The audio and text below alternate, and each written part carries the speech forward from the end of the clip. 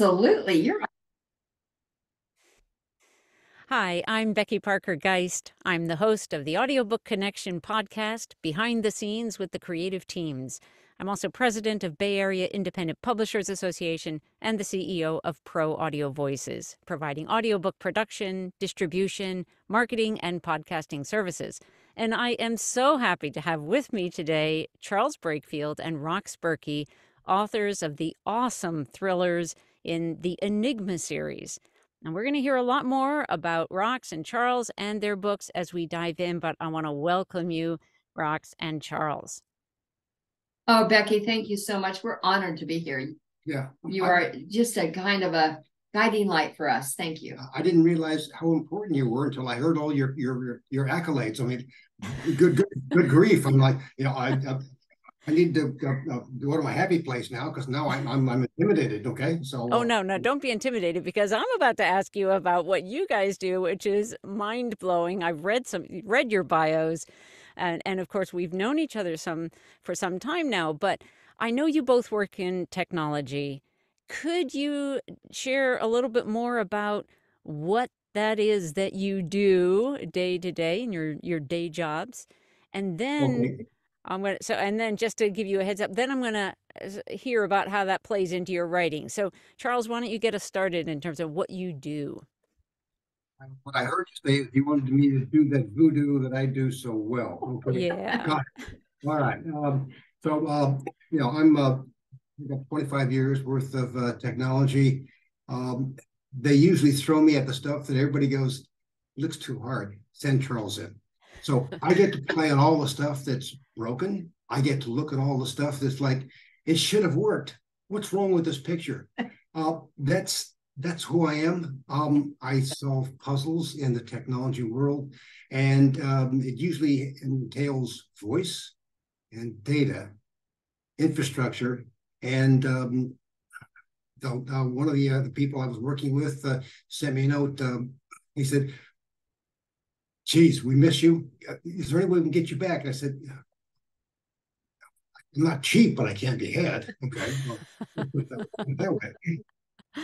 Well, I love puzzles, jigsaw puzzles and other kinds of puzzles, but I suspect, actually, I know for sure, the kinds of puzzles that you're solving are way beyond my understanding. But let's hear from you, Rox. What are you up to during your day job? And thank you, Becky. I appreciate that. So I actually focus specifically on customer experience. So technology is so big in our lives. It's big in personal, it's big in business, it's big in everywhere we go. So I help businesses primarily focus those technology experiences to drive positive outcomes with people. So when people go to shop, they actually get a positive experience. It's frictionless. That's a very important aspect for people, whether they're a small store or they're a gargantuan brand. It doesn't matter. People want an experience that's memorable and positive. And if it's negative, they'll never come back. Yeah, yeah. Beautiful. So now your thrillers, and I've only gotten started in the series, so I can't, I have to be honest up front. I haven't gotten through the whole series yet, but I'm getting there. And I would love to hear from your perspective, like how does your work play into your writing? What tell us about that relationship? It's a good point, a nice structured question to be able to say, well, where are you getting these ideas? Okay. And it's a conveyor belt. It shows up unannounced. I get it, day in, day out. We see technical threats. We see here's the newest, greatest thing. And we start analyzing it and we say, did you think about this? Did here's an attack vector that you didn't spot.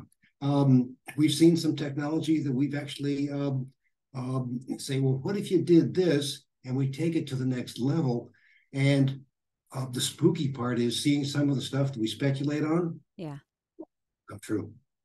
Yeah. That's just one part. So, we have a tagline, Becky, that we set years ago, and it's still very true. technology is today's weapon of choice. Mm. And so people get hacked, they get compromised, they invest too much personally without checking for guardrails. Yeah. And when you do that, things go so fast in our digital world today that if you make a mistake, we spotted there was it's a horrible story. Actually, I'm sorry. If one more time, because I don't know if the recording caught it, because my internet may be the unstable one. Okay. You said, and when things go really fast, what can happen? so you make mistakes that can't be recovered from. You have no choice. So you have to be very mindful when you have no guardrails. Are you taking the right path? Great. Thank you. Thank you. No problem. And I had an example actually aimed at me.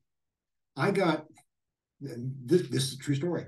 I got a text message, most unusual, from the CEO of my company. And it's like, quick, Charles, right? How does he know my name? I mean, I don't hang out with the CEO of this $25 billion company.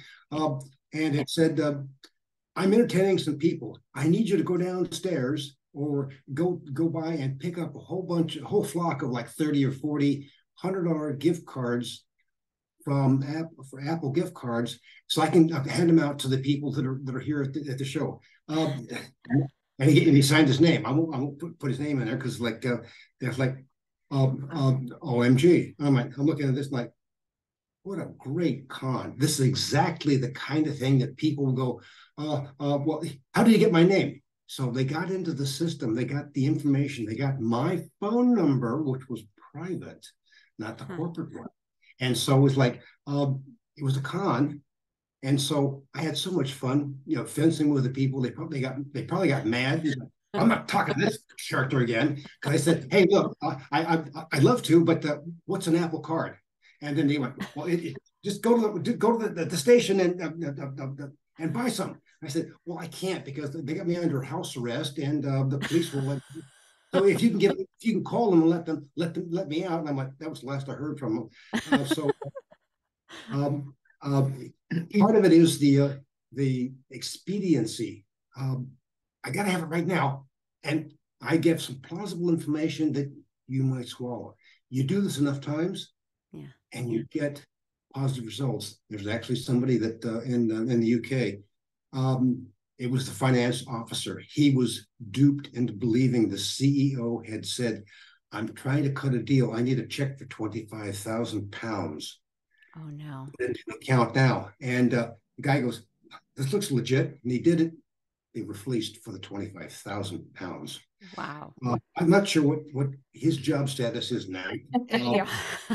I'm totally understanding what his status is now. But the thing is, when you see something that has a sense of urgency, must do now, they have a fragment of something that is believable. If you hover over like an email address or anything like that, and it doesn't track well, then the odds are you're being duped. And so, but we're so trusting. We're raised as a bunch of really trusting kind of people. Everybody has good in them, except the hackers. They got no good. No good. So these real stories show up and they percolate in our minds, and we use them liberally, conservatively, take your pick, into the story generations, and that's where we get the story content, and that leads us to the audibles, where it's like we got somebody that our Derek Scholl's voice actor, he loves some of the characters, and there's one character he said, "Okay, all right, guys, promise me, if this goes to film, the silver screen, let me have the Ichabod character. I'll do anything." Okay. Yes, I can understand that. And so, just to kind of also get a clear idea. Sorry, I get where your content is coming from. Now, How did this all begin? This partnership of writing fiction based on these technology, the technology food that's coming your way. How did it get started? It's a great question, Becky. So originally when we got started, we actually co-authored several different nonfiction books, technology books on what could happen. Well, technology is old 10 minutes after it's published. Right. And, the how-to book is done. You got to go have 25 updates to do it. And so part of the fun is that we have all of these different capabilities of technology. Yeah. But someone who is being unethical or evil or whatever label you want to put on it, they'll make it stand on its head. So, ransomware. I'm sure you've never heard of that. Cryptocurrency, not a buzzword today. Artificial intelligence. So, when things are focused that way, so we take one threat and we say, okay, here's our threat. What could someone have happen to them that they'd have to deal with this threat, and how capable are they of dealing with it? Yeah. And that's where the good guys in our series come to. Yeah, and the big thing is, and this is everybody who's in the technology world for security, they always know that the bad guys are ahead of the game all the time. They got nothing else to do. They want to be able to get into the network, and they'll run routines for hours, days, weeks, looking for that one vulnerability, and one mistake is all they need to capitalize and do penetration into your network, and then hibernate there, collecting information, shipping it back to the mothership. It's a cat and mouse game, and the bad guys are always ahead, so the good guys are always playing catch up. It's not something we've invented. It's just something we've seen real time in the technology world. Yeah. But it's funny what we're seeing now, and it's kind of a generational thing. So you have the original hackers that made all of their money, all of their credibility by hacking in different things. Well, they want to retire. They've had enough fun. They're done playing with stuff. So now they're selling what they have learned for pennies on the dollar to the next generation of hackers. Now you have hackers that don't have to create this foundational activity.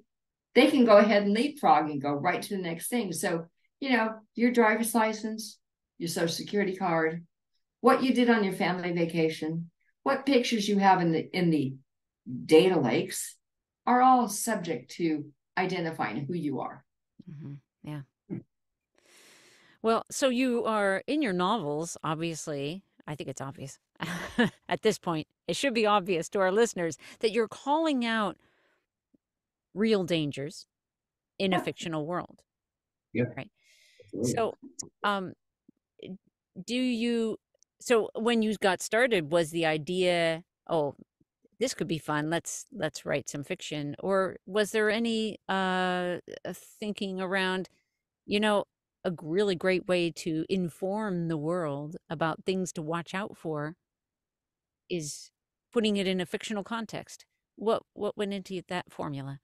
Well, a lot of the technology, as we'd indicated, is accurate. I mean, it's not science fiction; it's science fact.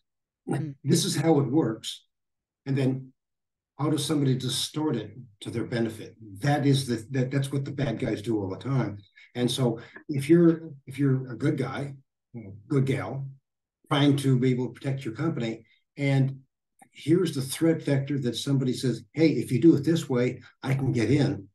I can harvest information, I can export it, I can blackmail you, and then you set up this chain of opportunity to be able to sell to other people. And they've actually got a black market business set up.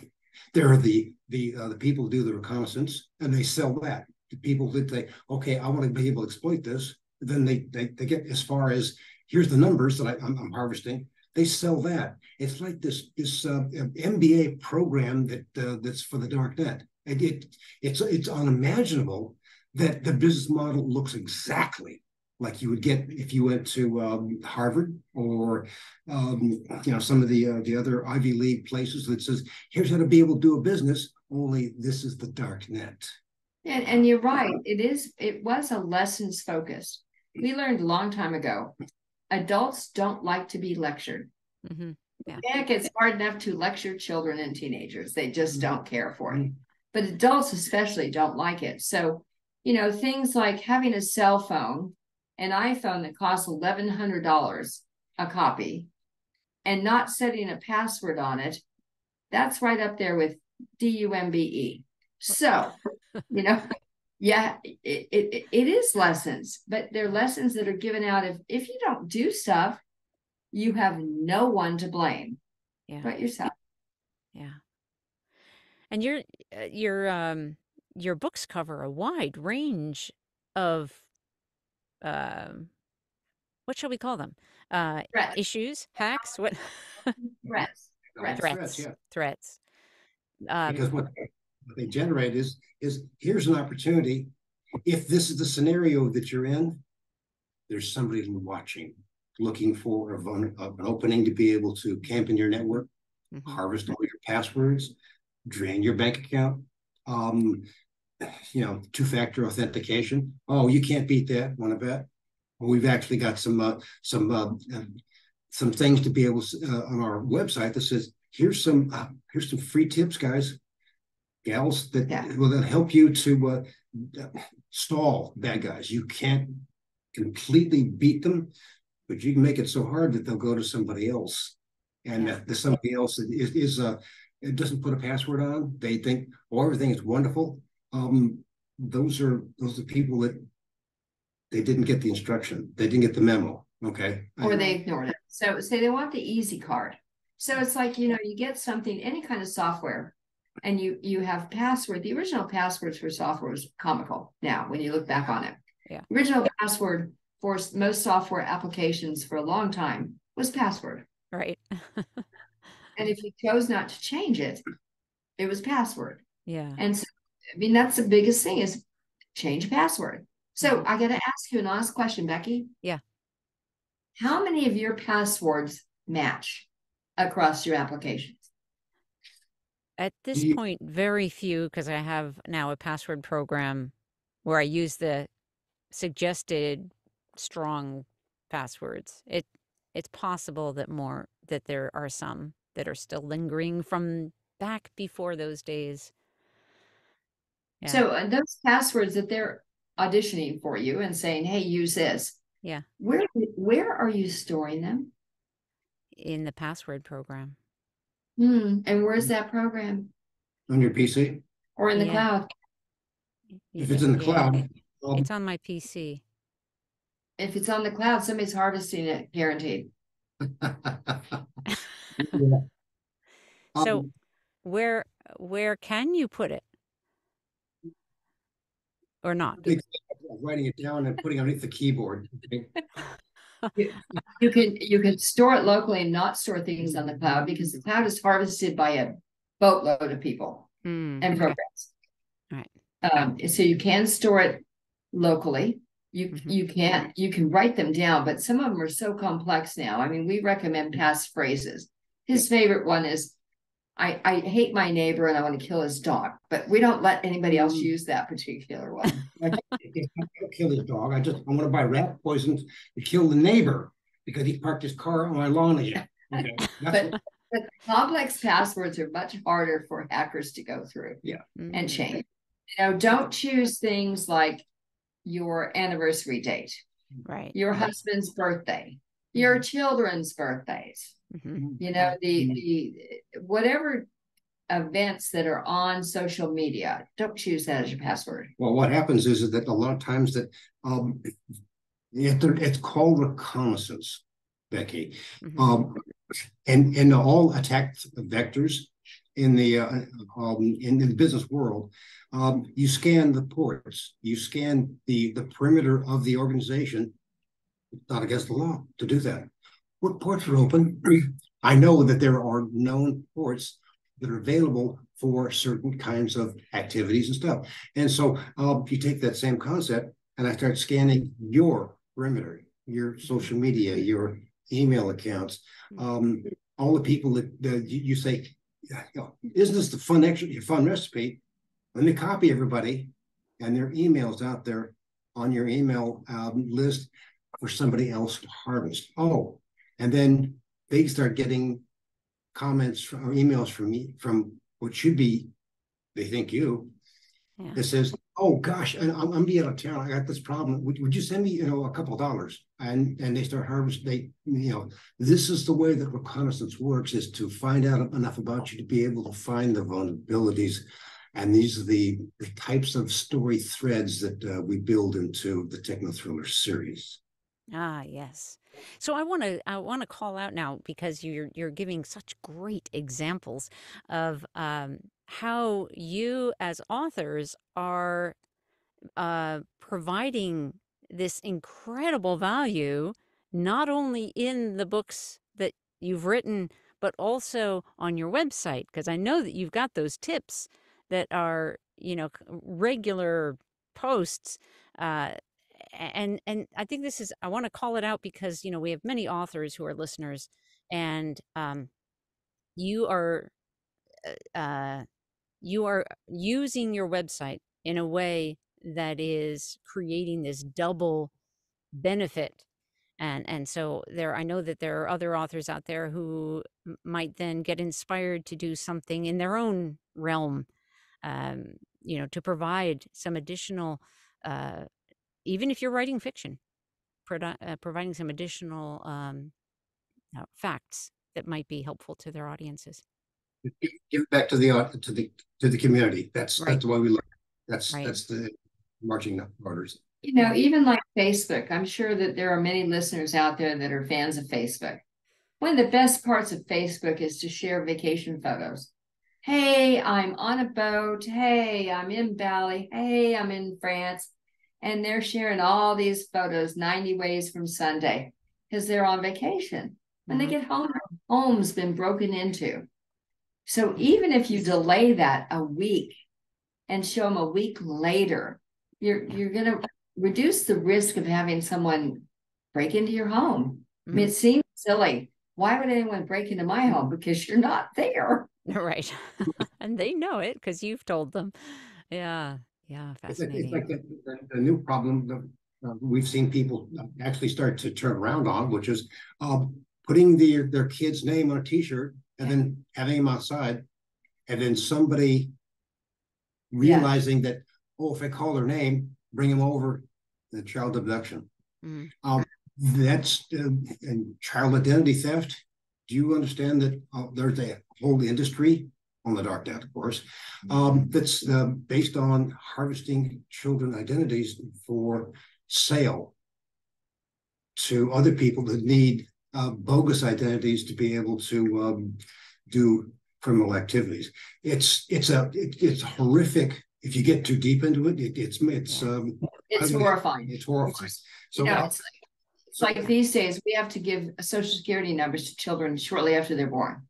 Right. Hadn't always been that way, but now that's the way it is. You got to do that so you can list them on your tax return. Yeah. All right. So they've never applied for credit. They've never gone in for any of that kind of thing. And if somebody gets a hold of their Social Security card, they can ruin that child's credit before they ever have to buy anything. Wow. Yeah. So the identity theft, and there's several different flavors of it. These are the kinds of things that we highlight because, once it's gone, we've talked to people that the shows, she broke down in tears. She goes, I know exactly what that's like. I'm still digging out after years of fighting for my identity back. Wow. And that sounds silly. It's like, who would steal that? It's worth money. And that's the whole thing. It's funny. And back in the 00 series, 00 years, when it's like the big joke was you can get anything you want on the internet except money. And now there's nothing but money all over you, just dripping with it, depending upon how you want to be able to exploit it. And that's what the bad guys are all about, and that's what we write about. Yeah. Well, so to sort of, how would you summarize the impact that you as authors with your Enigma series and any other works that you're doing, um, how would you state what impact you would like to have out there in the world with your audiences? Wow, what a great question, Becky. I think what we would like to have is for people to increase their awareness. Mm. I love the idea and always have that people want to trust their neighbor, that they want to trust their friends. And I value that. I have for decades. Yeah. But I think that you can't always do that and stay safe. Yeah. And so that's kind of what we want to convey. Ask a question. It's okay. Ask twice. We have a lot of people that want help and support because they're facing tough times. Work with the groups in the community that do that, whether it's the churches or the schools or the Girl Scouts or whatever it is that you're comfortable with, rather than necessarily handing someone money. And years and years and years ago, we were taught that you teach somebody a skill, so that they can do better. You don't give somebody a handout, so they can ask for some more. Yeah. So we're all about trying to train, teach them to fish. Okay, to use the old tribe phrase. Okay, I admit it.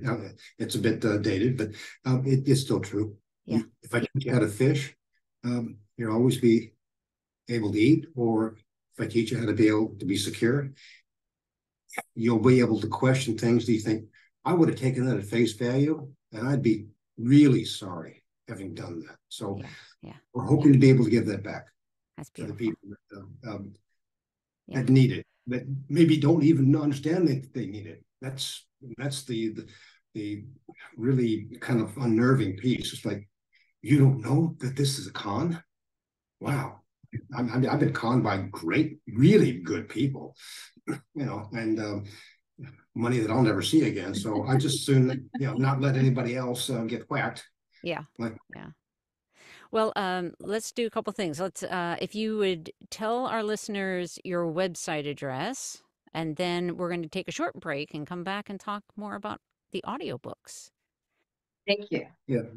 Our website is www.enigmabookseries.com, all one word. And it'll get you to the website, all the free stuff. It also has the our monthly raffle copter for them to be able to sign up for a monthly drawing if they put in a review. $25 card for reviews. They will draw. We do that every month. So a lot of good stuff. Great. All right. So enigmabookseries.com. All right. We're going to take a short pause and we'll come right back. And now we're back. So, so let's talk about the audiobook, the series. You have how many of your series in audio right now? Technically, right now we have 13 books that are in audio. 14 books in audio. Great. But we also now have some on our website for sale, which is very exciting to us because we can make them more affordable for people. That's awesome. I love that. And so Derek Scholes is your narrator. Has he done all of your books? All except book one. All right. Cool. Yeah, different financial model on that one. So, but Derek is he's family. He's got that. He knows exactly the intonations, the characters. We spend a lot of time with him on stuff, and we don't call him a narrator. I call him a voice actor because here's somebody that knows how to be able to do male voices, female voices, young, old, different accents. He never stumbles on some of the technical stuff because he's actually in the technology field. He does get stumped a little bit on some of the Russian and the Chinese things we put in, we throw at him, and I do that just to be mean. So, but he's a good sport about it, and he's he is the voice of Yeah. the Enigma series. That's great. And tell us a little bit about how you got started with the audiobook production. What was that path for you? So when we got started with audiobook production, it was because there are people that we cater to, which is like the, 30 to 40-year-olds that really were making new inroads into audiobook. They had time to listen. They didn't have time to read. Right. Driving in a car, being at that point in time, being in a commuter role, they could listen much easier than they could read books. Plus, it's very lightweight, right? You can take it anywhere with you, just like you can an ebook. But the audiobook, if it's done well, like with our voice actor, then you get a feeling that you're being immersed into a story even better than what the writing is. So that's how we got started in it. And we did start with one narrator, and it didn't want to be the voice of our series. So we put out another audition for book number 2, and Derek fell our way. We were so delighted to have him part of the book. What's funny about it is that whenever we do a new book, and almost every one of them has been the same way. It's a media that we didn't expect would have the impact on us that it did.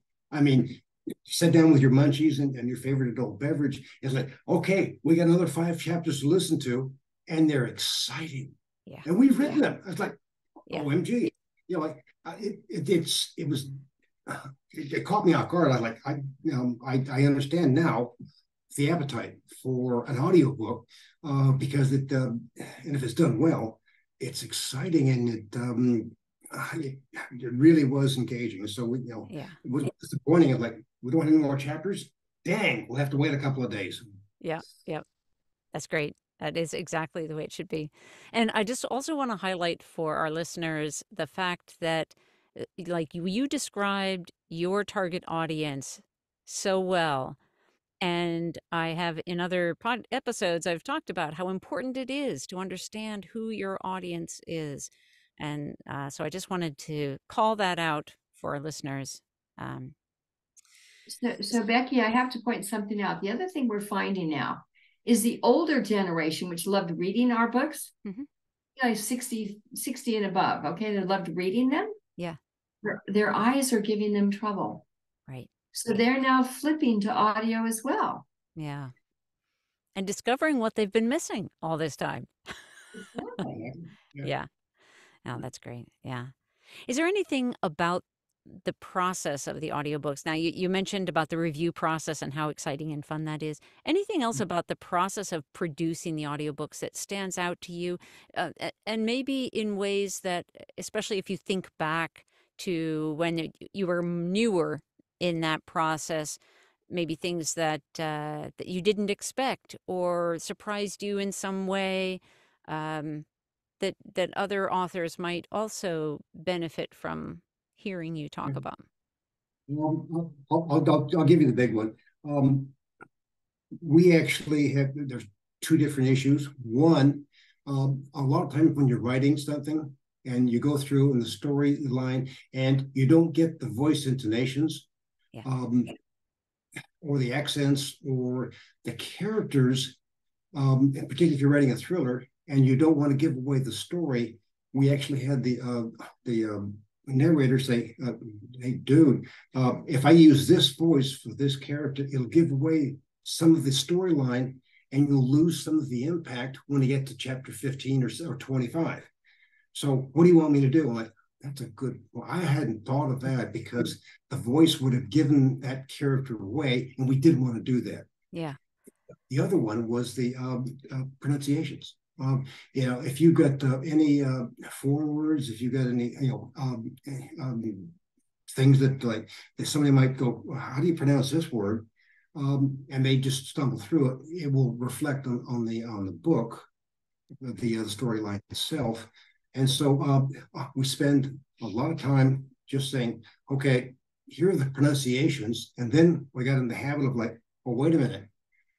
Give some character analysis. Here's why we're writing it this way for this character, because they're going to have this aha moment down the line. So this is the kind of seasoning that you need to have in the voice projection that you use. And so contextual clues, thought processes, things that are not yet available to the reader, that you want to have masked until they're actually exposed, at towards the end of the book. Those are all important contextual clues for the narrator to be able to take the book so that it's, oh wow, I'm surprised now when I get to book chapter 25, and it wasn't killed for me back in when we first introduced that character. So those we spent a lot of time getting that information to Derek to make sure that he's not surprised and he's pacing himself and designing voice characterizations that don't give away the story, but are and sometimes it's like, okay, they need to have this kind of accent. This is the nationality they've got. This is the, maybe they need a bit of a Texas twang to them when they talk, that kind of stuff. Mm-hmm. And so those are the things that we like to alert him to, so that he knows how to be able to digest it. And I think speed and tempo has a factor in there as well, Becky. Yeah. I think this is really great for our listeners to understand that you're really expressing and demonstrating how the audiobook production process can be very collaborative and works best when it is, and that there's the tremendous amount of benefit from authors being able to collaborate in that way, being clear about the characters, the voices, the scenes that may be helpful to the narrator. We will sometimes have, scenarios where on occasion there is some surprise that the narrator in preparing didn't pick up on early enough. And then, whereas if the author had clued the narrator in, then it could have been crafted even more with more polish. So wonderful. We've turned it over for recording. We may have read it, reread it, edited it, reread it 15 times. Before, and it's like it's like one of my kids, or my favorite hound dog. I know it so well, and they're not going to know it that well, and so it's not fair to throw it over the fence. Like, here, record this. Okay, how about some clues here, guys, about what you have in mind. So if you don't spend the time up front, you won't get the best product possible on the outside. Right. So I would like our listeners to know where they can find your books on Amplify Audiobooks. I have we're going to put the link in the description, so that'll make it a little easier. But you can find the Enigma series, all of the ones that are in audio there, at proaudiovoices.com/vendor/enigma-series. Sorry that's so long and complicated, but it will be in the description and show notes so that you'll be able to access that easily. And they can also link to it from our website. So you go to the website, you can do a click and get there. It's right to your website, it puts you right to it. And we practiced with my beta tester on the software. So and it works great on PCs and your cell phone, which is exactly where it needed to reside. Yep. Easy peasy. Yeah. So that the easier website. So I want to call that out again. www.enigmabookseries.com. Charles Breakfield, Rox Burkey of Breakfield and Burkey, thank you so much for being here with me today. Thank you for having us. It's been an honor, as always. Thank you, Becky. Appreciate you.